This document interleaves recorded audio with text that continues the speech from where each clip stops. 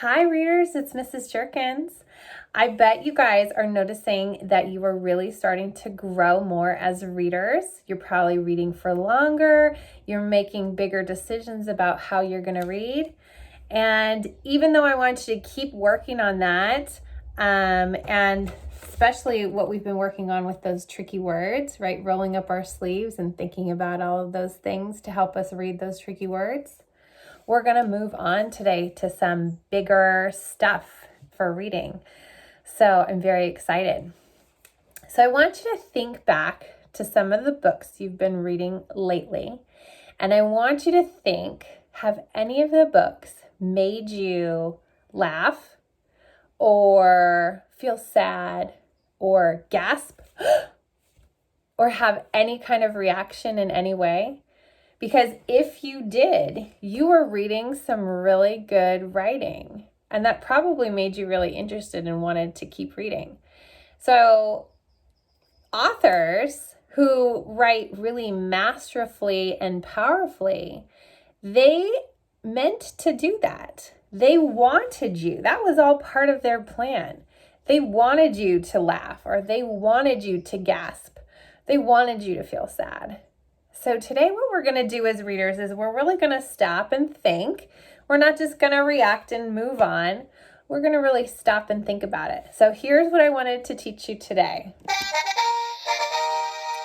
That readers notice the ways that authors make them react when they're reading.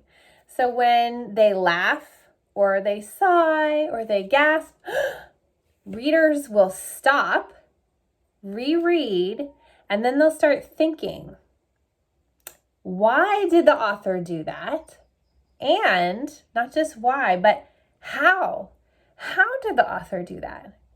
So we're going to go into a book and we're going to go exploring that for ourselves today. So we're going to explore the book, Dragons Love Tacos. And I bet a lot of you have already read this and are ready to dive in and look at some parts with me. If not, you can go into your Google Classroom and there should be a video there where you can read the whole book. If you wanted to just reread it for fun, that's fun too. But we're going to be looking through here. And anytime that we feel sad or anytime that we gasp or anytime that we laugh or chuckle, we're going to stop and we're going to think about the author's intentions. All right, let's check it out. All right, readers. So here we are with our new chart, and it's called Authors Have Intentions, so pay attention. So that means that they're doing things on purpose when they're doing their writing. They have intentions. So we're going to be paying attention to those. So today we're going to notice, stop, and think what part is powerful, why is it powerful, and how did the author do it. So first we have to find a what. So here we have our Dragons Love Tacos. And remember, if you haven't read it, you can go take a look at it before you get to this part. All right, so here we have, the only thing dragons love more than parties or tacos is taco parties. Taco parties are parties with lots of tacos.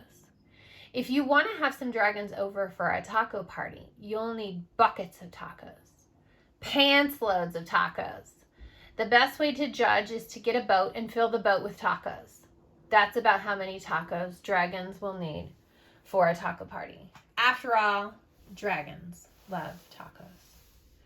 So this one made me chuckle, made me giggle, because that is a lot of tacos, first of all. But the way that Adam Rubin did it was very interesting. So this is the part where I'm going to go ahead and stop. And let's see what we're supposed to do. We're supposed to think. What part is powerful? Well, we figured that out. Now we have to figure out why is it powerful and how did the author do it. So a great way to do this is, since we're kind of stopping anyways, I'm just going to take this and I'm going to make a little note to myself. So I'm going to say, this made me laugh. And I'm going to think about, why is it powerful? Well, he said pants loads of tacos, buckets of tacos, fill a boat with tacos. So how did the author do it? I'm going to say he put lots of tacos in silly things, right? And I think he wanted me to laugh here at this part. That was his intention.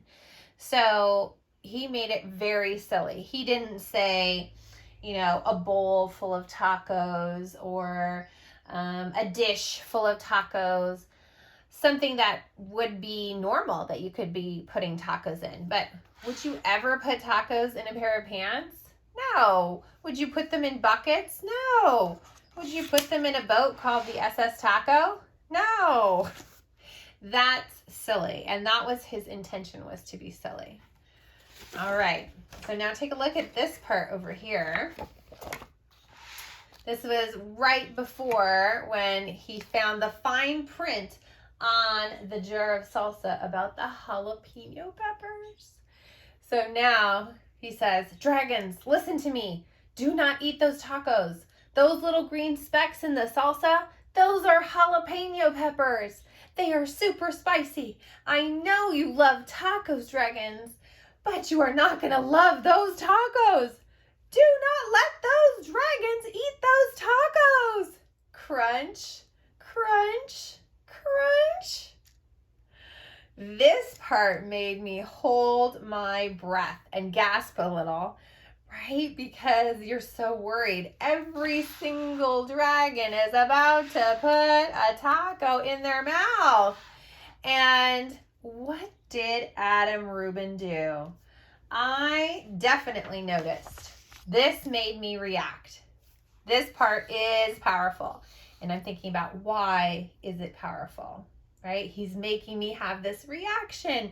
How did he do it? How did he do it? How is he making me feel so stressed about this? I'm so worried.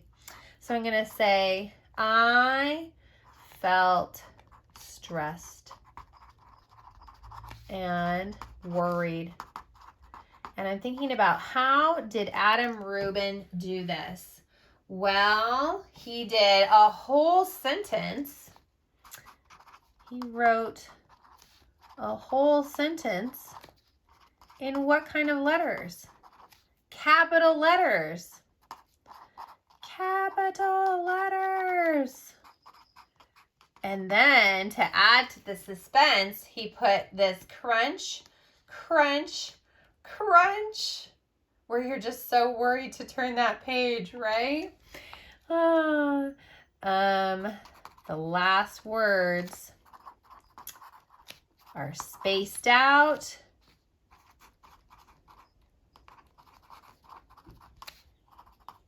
And have the dot, dot, dot. Oh my goodness. And that means when you turn the page, too late, right? It's perfect. All right, so today when you do your reading, I want you to know that authors have intentions. So we're going to pay attention while we read. So when you read, I want you to notice that powerful writing and then stop and think, what part is powerful? Why is it powerful? And how did the author do it? If you have some Post-its sitting around your house and a pen, you can make some notes in your books as well so that you can really pay attention to those author intentions.